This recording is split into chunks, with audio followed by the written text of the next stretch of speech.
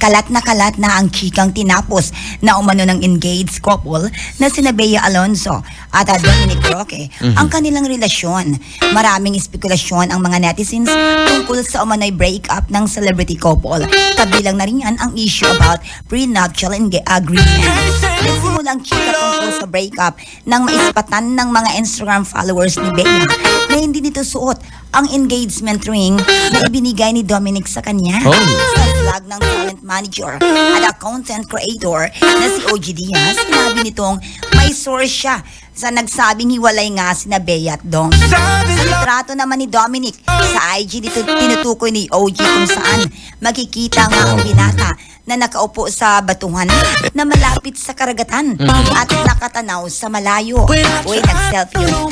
Ang nakapagtataka, naka-off ang comment section sa nasabing post ni Dominic. Kaya naman ang feeling ng netizens, umiiwas talaga ang binata sa mga bashers at mga marites dahil baka matanong siya about the alleged breakup.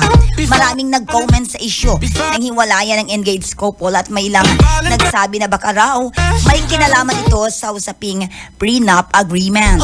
Ay nauna nang napansin ng kanilang supporters na hindi sinusuot ni Bea ang engagement ring nila ni Dom sa mga larawang ipinopost nito. Oo, malapit na sanang kasal nito. Oo, naghahanda na sana, Atelen. Oo. Pero ba't ganyan? February month pa naman. Oy, ayusin nyo yan. Marami nyo nagkasunod-sunod na.